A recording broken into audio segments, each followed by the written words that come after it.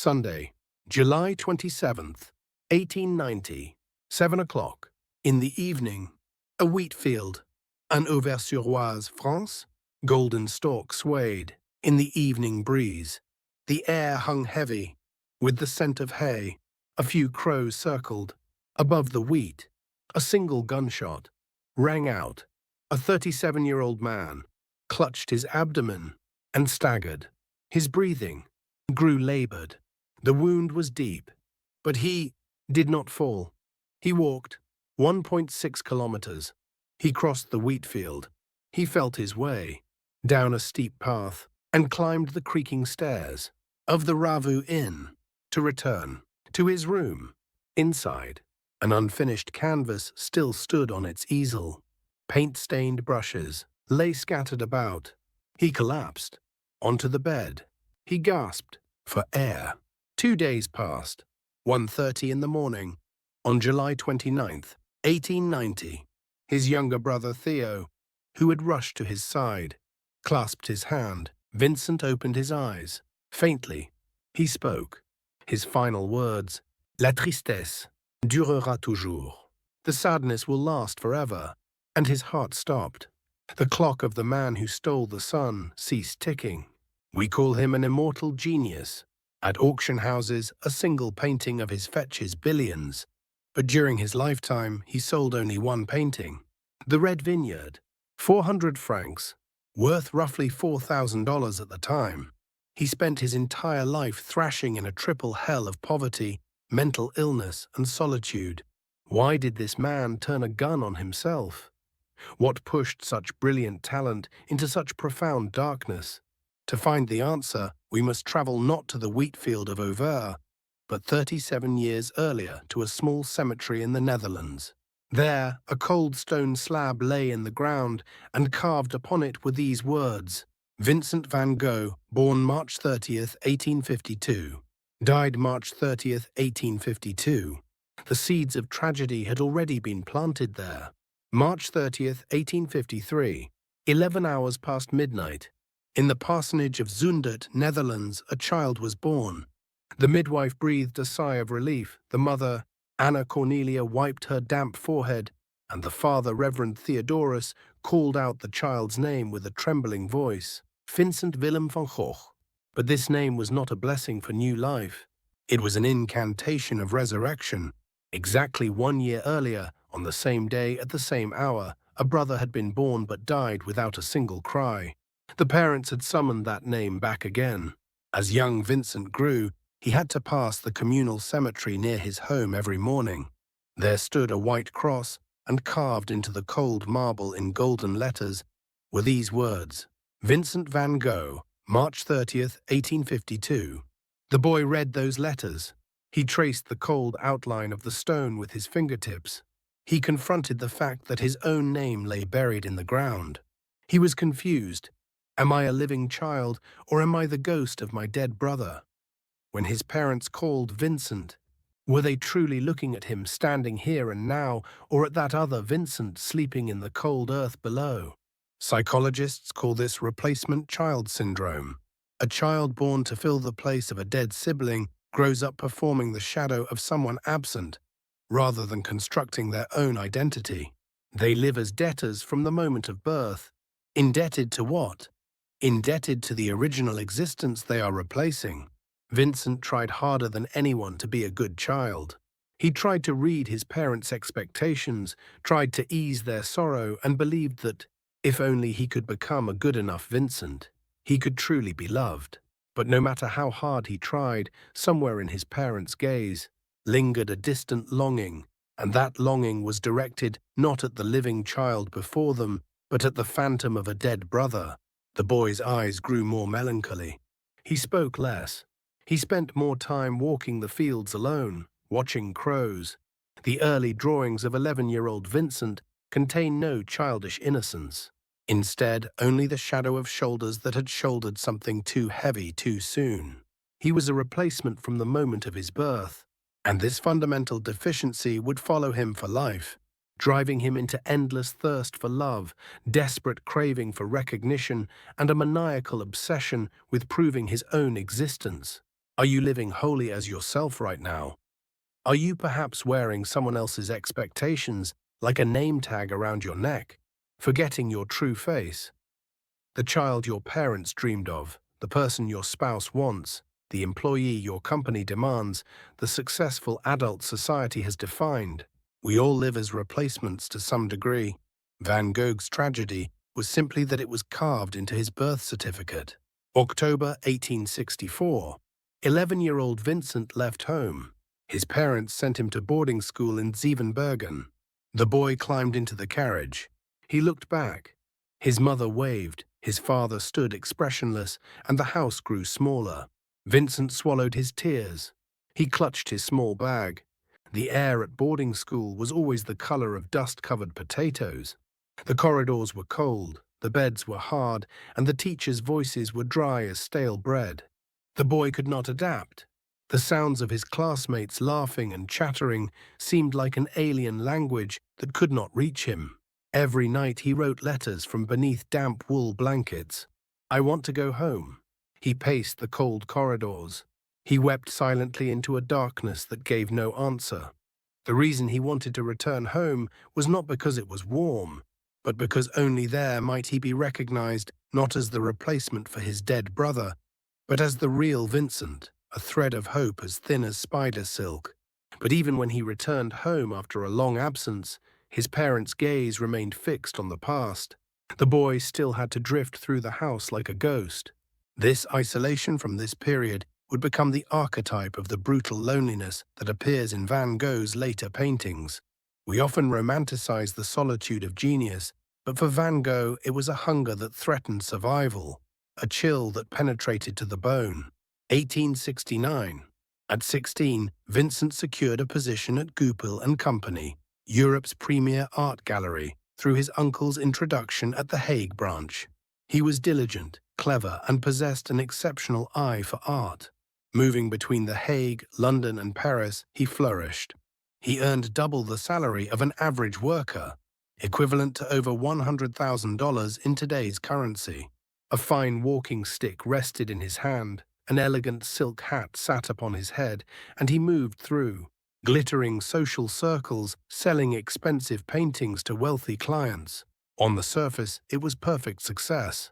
But within that brilliant costume, Vincent's soul was still starving.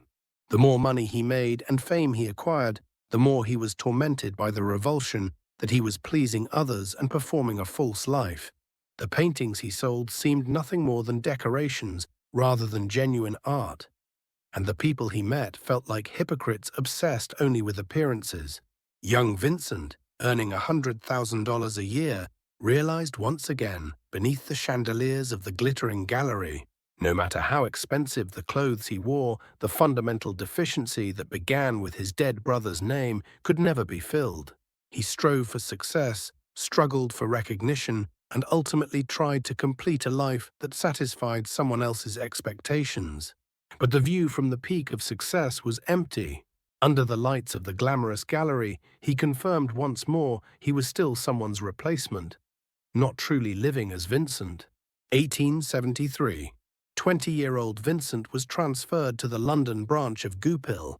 He loved the thick fog of the Thames, enjoyed the sound of his own shoes, cutting through the mist each morning on his way to work, and believed this vast city would grant him a new name. But what shook his soul was not paintings on canvas, but Eugénie Loyer, the daughter of his landlady. Her laughter was salvation to him. Her kindness was the warmth he had longed for all his life, and her presence felt like the only escape from the shadow of his dead brother. Vincent confessed with clumsy but burning sincerity, "I am already engaged to someone else." What returned was a cold and resolute rejection. In that moment, the young man's world stopped. He refused meals for days, locked himself in his room, turning the pages of an old Bible while weeping, and wandered London's streets at night without destination. When we are rejected by someone, we experience not merely wounded pride, but a fundamental pain as if our very existence has been refused. For Vincent, that rejection was a brand confirming once again the alienation he had felt, replacing the brother who died before birth. The desperate cry of a young man wanting to be loved not as someone's replacement, but purely as himself, vanished without a trace into the cold waters of the Thames. The failure of love pushed him into religious mania. Moving between London and Paris, he gradually changed. He despised the wealthy clients who came to the gallery. He regarded the buying and selling of art itself as vulgar sin. He argued endlessly with his superiors. He preached to customers, "Do not buy such bad paintings." He recited Bible verses. He tried to expose the pretense of high society. His performance plummeted. Concerned glances from colleagues poured down upon him. He became increasingly isolated as an alien presence. April 1876. The decisive moment finally arrived. Goupil informed him of his dismissal. He lost his job. He lost trust. 7 years of accumulated social foundation crumbled like a sandcastle. The dry rustle of the dismissal notice was a scream announcing the end of his youth. There are no wings for falling. He now tumbled to the bottom, where he worked as an unpaid assistant teacher in a shabby boarding school in Ramsgate, England, rationing his meals with stale crusts of hardened bread. When every door in the world closed, Vincent fled to God's embrace. He resolved to follow his father and become a minister, but the world turned away from him once more. The Latin and Greek required for theological college scattered chaotically in his mind, and the prescribed memorized passages were too narrow and rigid to contain his burning faith. He failed the examination. Even the path to formal clergy was blocked. But he did not stop. 1878, he traveled to Borinage, a poor mining village in Belgium, voluntarily assuming the lowest position as a lay preacher. There he saw people living in a hell even more terrible than his own. Miners whose lungs were hardening with gritty coal dust. Children so exhausted from hunger their eyes had gone dim. Labor repeated without hope in darkness 700 meters underground. Watching them, Vincent witnessed for the first time a deprivation deeper than his own. He gave everything he had. He removed his only coat and gave it to a shivering miner, cleared away his own bed and offered it to a poor woman, and slept himself on cold straw infested with rats. He shared his food, washed their wounds, and prayed with them in the darkness. People called him the Christ of the mines, but the church authorities felt differently.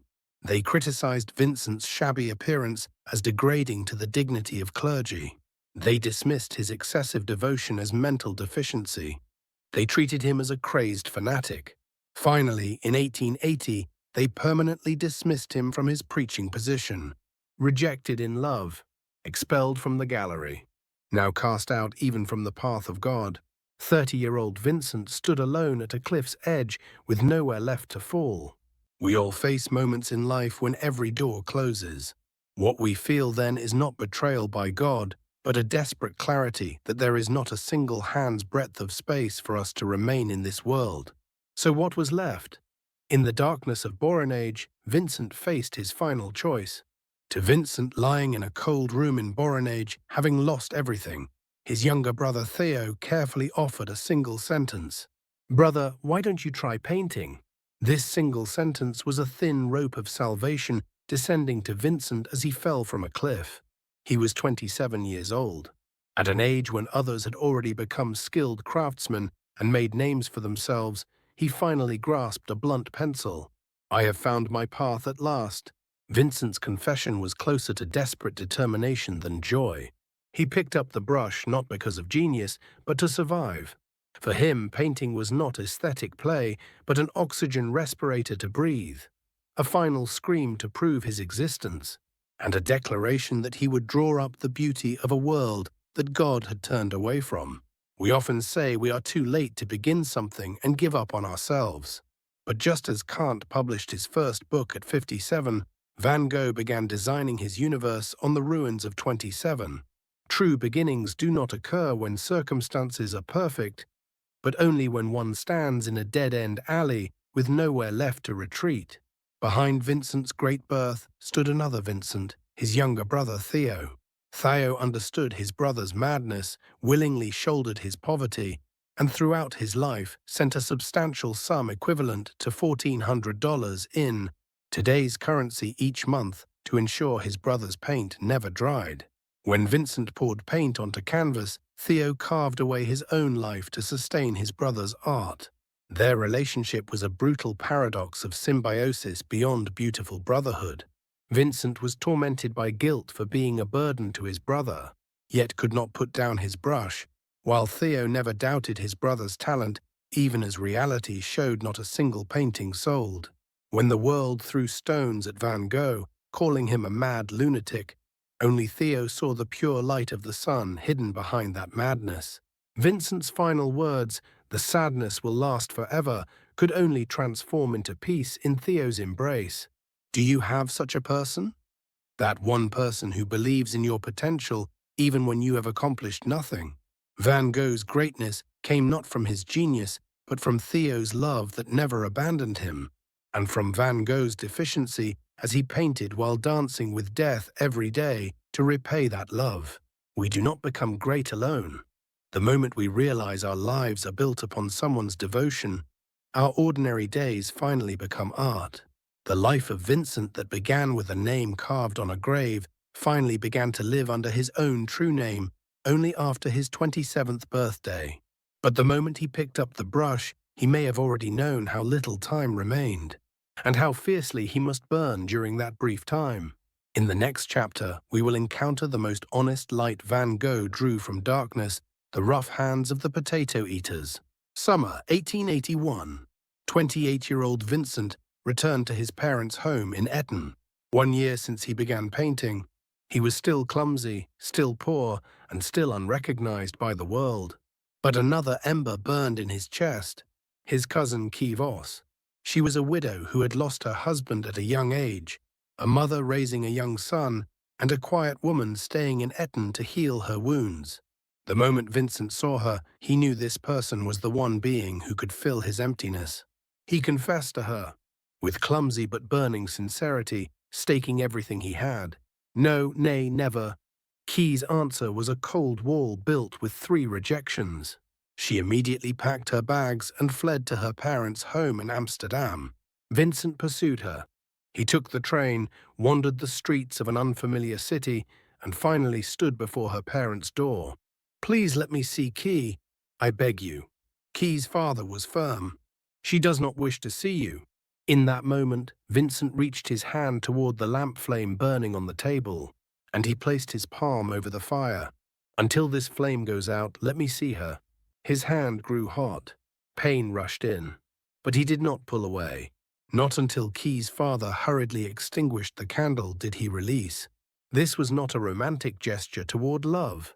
It was desperate self-harm to prove his existence, a wrenching scream crying, "See me, I am here," and a plea to be loved just once in this world, not as a replacement, but as himself. But Key never came out. When we are rejected by someone, we experience not simply the end of a relationship, but the pain of watching the world we protected crumble. For Vincent, love was not mere attraction to the opposite sex, but the last lantern that could help him find the whole self he had lost while living as a replacement for his dead brother. He yearned, obsessed, and was ultimately abandoned. So where should those unloved go? January 1882. The cold winter of The Hague.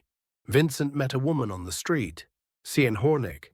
She was a pregnant prostitute, the mother of a starving 5-year-old daughter, and an existence upon whom the world spat. Smallpox scars marked her face. Her voice was hoarse from alcohol and tobacco, and the world's gaze upon her was filled with contempt. Vincent brought her home. "I will care for you and your child." This was not love. It was solidarity in suffering. 2 souls rejected by the world embracing each other's wounds to endure the cold together. Vincent tried to become a provider for Sien, her daughter, and the baby soon to be born. But reality was brutal. The living expenses Theo sent were woefully insufficient to feed 4 mouths. Only thin soup sat on the table. The damp smell of mold filled the room. Unable to afford canvas, he sketched on cheap paper. Furniture was sold piece by piece. Cold air filled the house. His family objected violently. Is living with a prostitute what a minister's son should do? Even his brother Theo sent letters filled with concern. But Vincent would not bend. He painted Sienne as his model. Sorrow. The curved, nude figure of a woman. A form kneeling on the ground, face buried, weeping endlessly. Below the drawing he inscribed words from the French historian Michelet, comment ça? Fait-il qu'il y ait sur la terre une femme seule? How is it that on this earth there exists a woman alone? This drawing was not only of Sienne. It was the sorrow of all unloved beings, a portrait of those rejected by the world, and above all, a self-portrait of Vincent himself, who had to live as someone's replacement. But this relationship did not last. Sienne gradually changed. She drank, began going out at night, and returned to the streets. Vincent waited for her every day. He faced the canvas alone in the cold room. Autumn 1883. They finally separated. Vincent had failed once more. Love, family, salvation, none became his. But he did not stop. He returned to his hometown Nuenen and became absorbed in new work. It was painting what he had craved his entire life, honesty. April 1885. A narrow, dark farmhouse in Nuenen. Evening, when a single lamp barely illuminated the dining table. Vincent saw a family there. 5 peasants sat around an old wooden table eating supper. Their meal was humble. A few freshly boiled potatoes, a cup of coffee with steam rising. That was all. But what Vincent noticed was not the food they ate, but the hands that lifted it. They were rough. They were cracked. Soil was deeply embedded beneath the fingernails. Those hands had dug the earth all their lives, planted seeds, and harvested grain under harsh winds and burning sun. With those hands they dug potatoes, with those hands they filled the plate, and now with those hands they brought today's sustenance to their mouths. Vincent held his breath and observed them. Then he took out a canvas. The Potato Eaters. After 5 months of preliminary studies, Vincent completed this painting in April 1885. A dark background, the faint light of a lamp, and beneath that light 5 faces and hands gathered. He did not use bright, brilliant colors. Instead, he filled the canvas with brown, black, and dull green. The people's faces were not beautiful.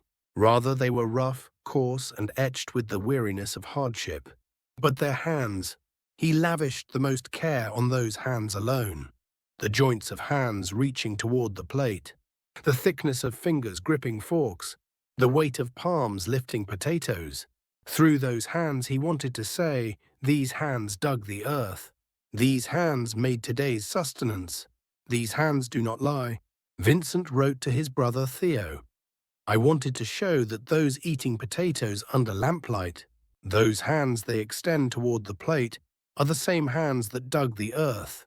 Therefore, this painting is a story about manual labor and about how they have honestly earned their meal. This was not a simple peasant painting. It was Vincent's declaration of belief. The world pursued glamour, smooth brushstrokes, elegant colors, beautiful people. But Vincent chose the opposite. He discovered truth in ugliness, light in darkness, and dignity in poverty. Friends harshly criticized this painting. Too dark, too depressing. Such paintings will not sell, but Vincent did not care. He wanted to paint not paintings that would sell, but paintings that were true. The hands in the Potato Eaters were also Vincent's own hands. He too had left the glamorous Goupil gallery, descended into the darkness of the mines, slept on straw in Borinage, and experienced the depths of poverty with Sienne. He dug the barren land of art every day. He starved painting pictures no one recognized, barely bought paint with his brother's money, and absorbed the world's criticism with his entire body. His hands were also rough. Calluses formed from gripping brushes, paint wedged beneath his nails refusing to come out, and his fingertips cracked in the cold. But those hands did not lie. Vincent, in his Dutch period, was utterly immersed in darkness. His palette was filled with black, brown, and dull green. But paradoxically, in that deepest darkness, he discovered the most honest light. It was not brilliant lighting shining from outside, but the gentle warmth seeping from within suffering humans. He painted the peasants' hardship, captured their silence, and ultimately proved their dignity. Are you ashamed of your shabby today? Are you blaming yourself while looking at your pace slower than others and your soil-covered hands? Remember the rough hands Van Gogh painted, just as potatoes grown in the deepest earth. Satisfy the most honest hunger, your painful today will also become the firmest nourishment to feed someone's soul someday. Failure makes us small, but it also makes us honest. When Vincent failed in love and was alienated from social recognition, he could finally shed his shell and face essence.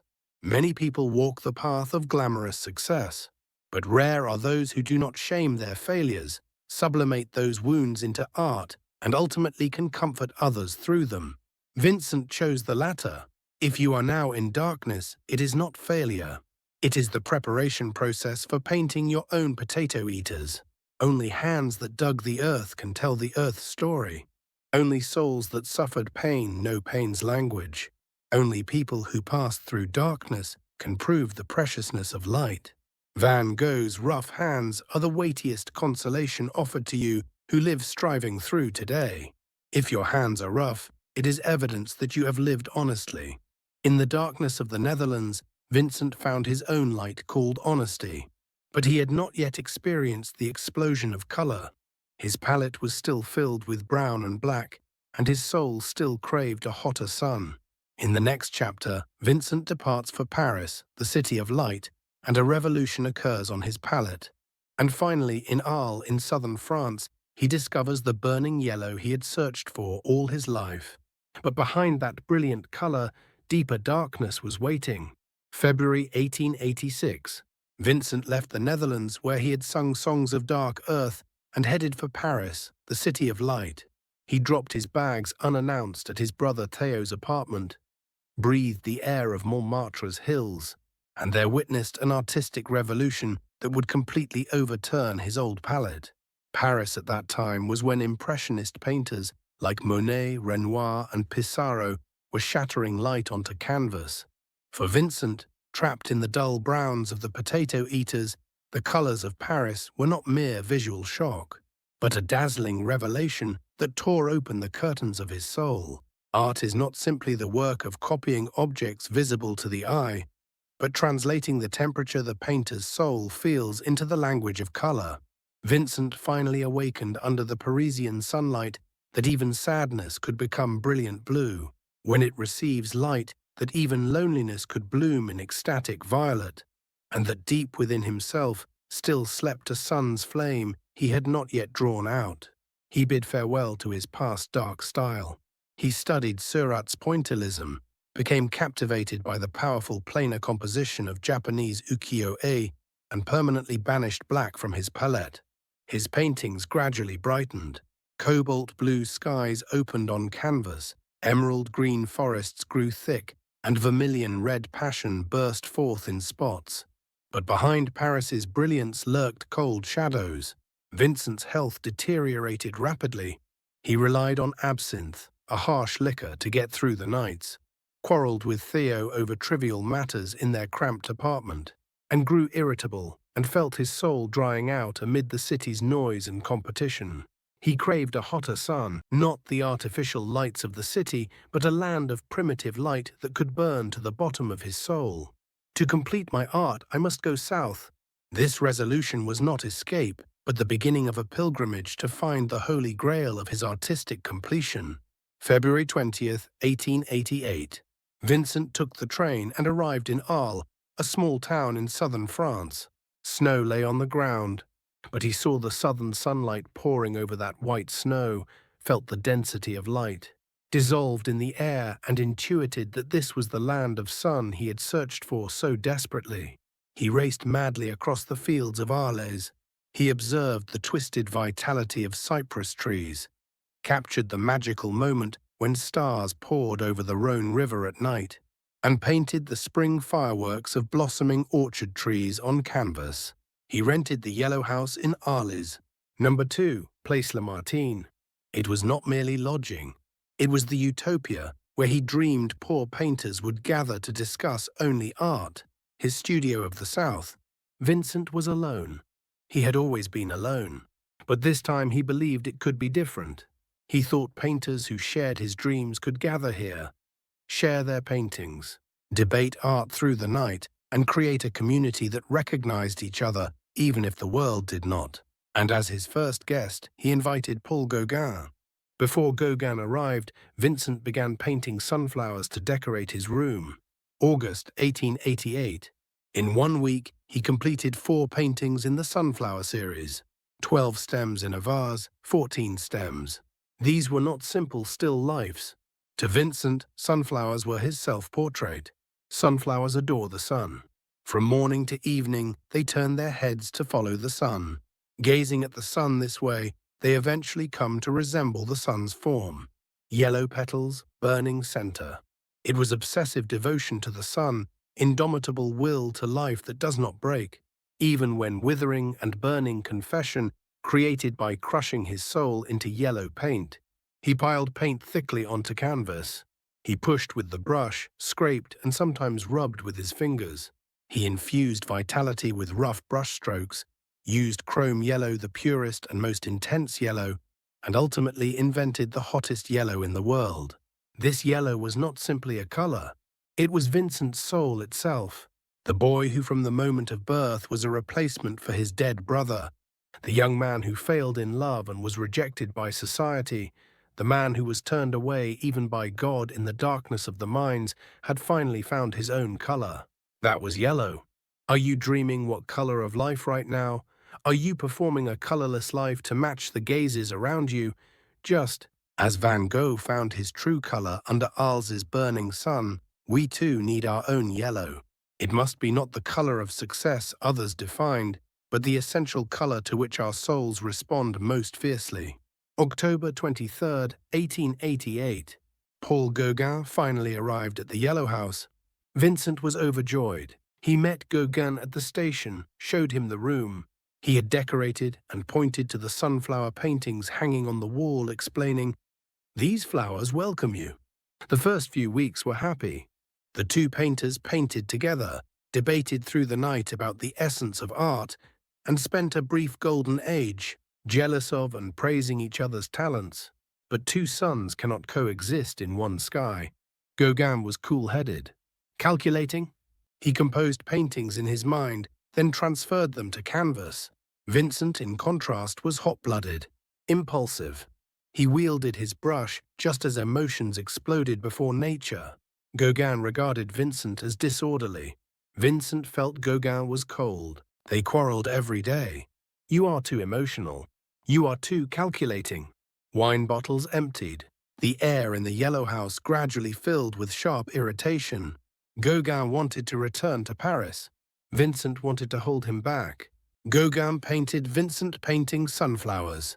Seeing this portrait, Vincent said, "That's me all right, but me gone mad." Those words contained self-mockery. He already knew he was truly going mad. Evening of December 23rd.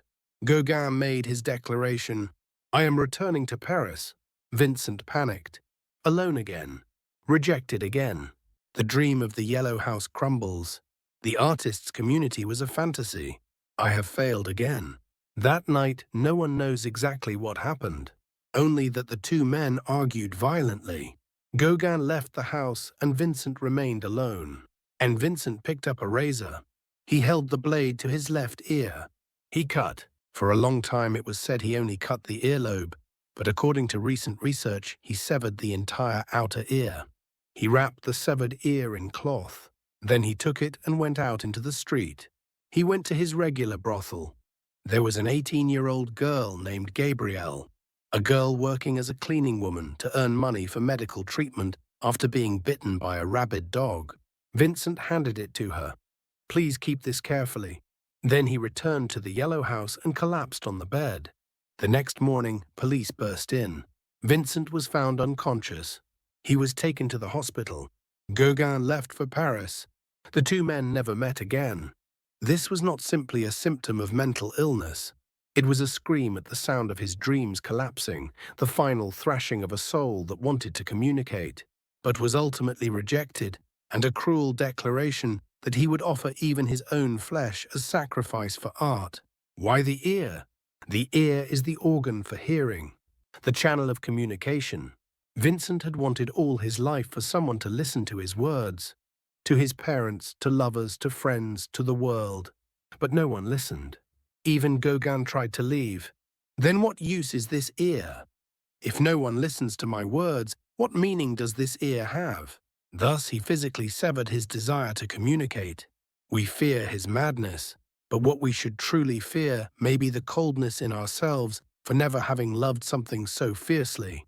The painter who lost his ear stood again before the mirror with bandages wrapped, and he calmly painted his own disfigured face.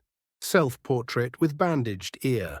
Before the tenacity of this man who made even pain the subject of art, we learn how we must face life's tragedies.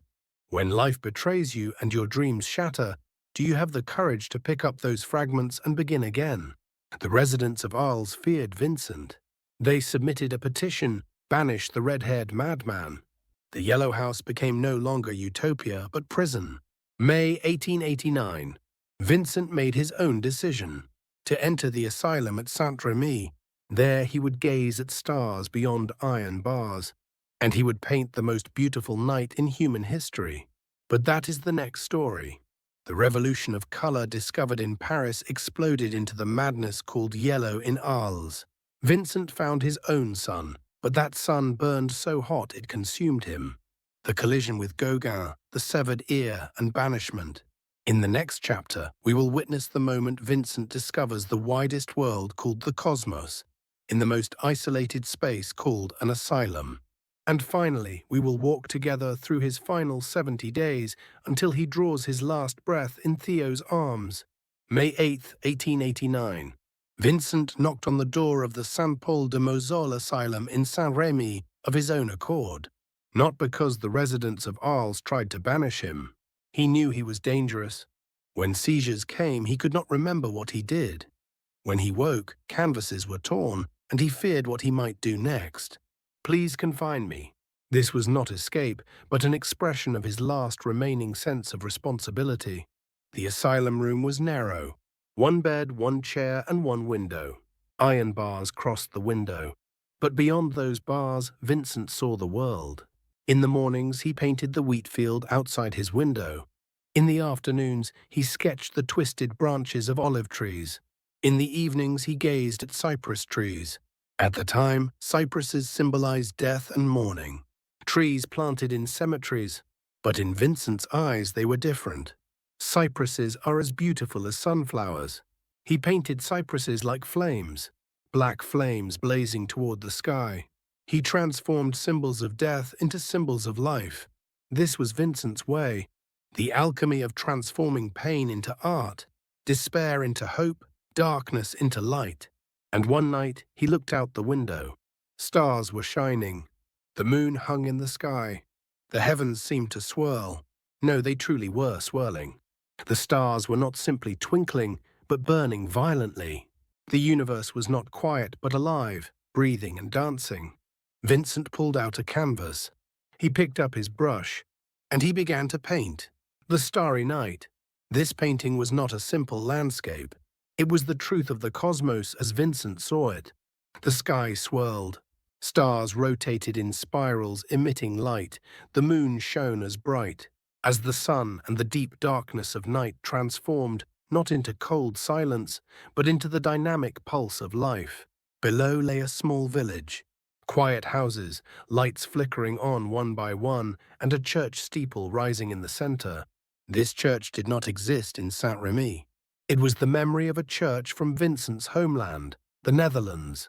He mixed reality, memory, and imagination into one. And on the left side of the canvas, a massive cypress tree soared toward the sky, like a bridge connecting earth and heaven, like a passage linking death and life. Everything Vincent was lay in this painting. There was loneliness. The small village appears peaceful, but he is watching it from beyond iron bars. The solitude of one who does not belong. There was madness. The swirling sky is a projection of his unstable mental state. But it is beautiful. Proof that even madness can become art. There was hope. No matter how dark the night, stars shine. No matter how deep the despair, light exists. Vincent was not satisfied with this painting. In a letter to his brother Theo, he wrote, "In the end, I failed. But I wanted to paint the stars." He thought he had failed. But 130 years later, this painting has become one of humanity's greatest treasures. Before this painting hanging in the Museum of Modern Art in New York, thousands of people stop and hold their breath every day. We often think hardship imprisons us, but Van Gogh tells us if your soul is directed toward the stars, the walls that confine you are no longer a prison, but fertile soil where your art can bloom. Do not forget that the heavy night pressing down on you is in truth the deepest contemplative time to find your own star. February 1890. A letter arrived for Vincent at the asylum. News that his brother Theo had a son. The baby's name was Vincent Willem. His nephew inherited his name. This time not the name of a dead brother, but the name of a living uncle. Vincent wept. They were tears of joy. And he decided to paint for his nephew. Almond blossoms. The almond tree is the first to bloom. Before winter has fully ended, it bursts white flowers on bare branches. The beginning of new life. A symbol of hope. Vincent painted almond tree branches against a blue sky. White petals bloomed on every branch. The composition was flat and decorative, influenced by Japanese ukiyo-e, and it became the most peaceful and beautiful work among his paintings. This was a blessing for life, hope for the future, and a vicarious experience of the complete love he himself never experienced. May this child be happy. May this child grow up loved. May this child live wholly as himself, not as someone's replacement. May 16, 1890. Vincent left the asylum. He headed for Auvers-sur-Oise, a small town near Paris. There lived Dr. Paul Gachet, a friend to poor painters, a psychiatrist and art lover, someone who could care for Vincent. When Vincent first met Dr. Gachet, he said, "He looks sicker than I am." The two men were similar. Both were melancholy, both loved art, and both were misaligned with the world. In Auvers, Vincent painted with mad fervor. During the final 70 days, he completed more than 70 paintings, more than one per day. He painted Dr. Gachet's portrait, painted the church at Auvers, and painted endlessly spreading wheat fields. He knew his time was short. Seizures still came. Theo's financial difficulties grew serious, and guilt that he was a burden to his brother crushed him. During this period, his only painting sold during his lifetime, The Red Vineyard, was traded for 400 francs, equivalent to roughly $4,000 today. But it brought no comfort. One painting out of hundreds painted over 10 years. He must have asked himself, what am I living for? Does the world need my paintings? Am I nothing but a parasite draining my brother's money? July. The wheat field ripened golden. Crows flew above the wheat. Vincent painted his last painting. Wheatfield with crows. A dark sky. Golden wheat field. A flock of black crows flying above. Three paths diverging. The wandering of not knowing which way to go. This was not a simple landscape. It was the final farewell, a man facing death left for the world. Sunday evening, around 7 o'clock. Vincent headed to the wheat field, carrying not his easel and paints, but a revolver. No one knows exactly what happened. A gunshot rang out. He was wounded in the abdomen, but he did not immediately collapse. He walked 1.6 kilometers back to the Ravu Inn. He climbed the stairs and entered his room. He lay on the bed. The innkeeper found him. They called a doctor, but the bullet could not be removed. It was lodged deep. The location was awkward, and surgery was impossible. Vincent was conscious. He smoked his pipe. He was calm. A telegram went to Theo. Theo rushed to his side. He sat beside his brother's bed. He held his hand. "Theo, I wanted to end it this way." Vincent smiled. He told his brother he was sorry. He said he did not regret his life. 1:30 in the morning, July 29, 1890. Vincent van Gogh died in his brother's arms. His final words were these: "La tristesse durera toujours." The sadness will last forever. For a long time, the world believed Vincent took his own life. The pain of mental illness, guilt for being a burden to his brother, the sense of failure as an artist. All evidence pointed to suicide. But in 2011, biographers raised a new claim, a theory of homicide, more precisely manslaughter. A local troublemaker boy named René Secretan was playing with a malfunctioning revolver that misfired accidentally, and Vincent disguised it as suicide to protect the boy. The evidence is as follows. The gunshot wound was at an angle. If suicide, it should be perpendicular. There were no powder burns. Close-range shots leave burns. The gun and painting materials were not found. Vincent did not own a gun. In a 1956 interview, René Secretan hinted, "I provided Van Gogh with the gun." What is the truth? We cannot know. But perhaps that does not matter. Whether Vincent pulled the trigger himself or it was an accident, the fact remains that he chose death. He told Theo, "I wanted to end it this way." He was at peace. Perhaps for him, death was not failure, but the peace he finally found. 6 months after Vincent left this world, January 25, 1891, his younger brother Theo also followed his brother from this world. Syphilis and mental deterioration. But the real reason was grief for losing his brother. The two brothers now lie side by side in a small cemetery in Auvers. Ivy vines embraced the two graves, and people lay sunflowers there. When Theo died, his wife Johanna van Gogh Bonger was left with hundreds of paintings and letters. She could have sold them off. She could have discarded them. But she made a different choice. She resolved to make Vincent known to the world. In 1905, she organized a major retrospective exhibition of 480 works at the Amsterdam Municipal Museum. Critics took notice. She compiled and published the letters Vincent and Theo exchanged. She gave the works a story. She completed the narrative of Vincent not as a madman, but as a tormented intellectual artist. She had Theo's grave moved next to Vincent's. She made the two brothers' deep bond an eternal legend. She strategically sold works to major museums. To increase their value, she selectively placed works where they would be publicly displayed. Without Johanna, Vincent van Gogh would have vanished into history. She was marketer, curator, and above all, someone who truly believed in Vincent's art. At first glance, Vincent van Gogh's life was a complete series of failures. He failed in love. He was expelled from his job. Even his family turned away. Only one painting sold. He died lonely at 37. But 130 years after his death, his paintings have become treasures worth billions. His name has become synonymous with art, and his life has become light for countless suffering souls. What is true success in life? Is it running at the pace others set for you, or is it willingly burning yourself for values you believe in? Van Gogh proved to us, even if the world calls you mad and turns away from your efforts, if you gave your whole heart to something you love, your life is never in vain. The brutal time of anonymity you endure now and the tears no one knows are not wasted. They are the ripening time of choosing paints to create your own starry night. Whose life are you living as a replacement? Now cast off the heavy coat of someone else's expectations and listen to the true voice crying from within you. The burning yellow Van Gogh so craved is already sleeping within your heart.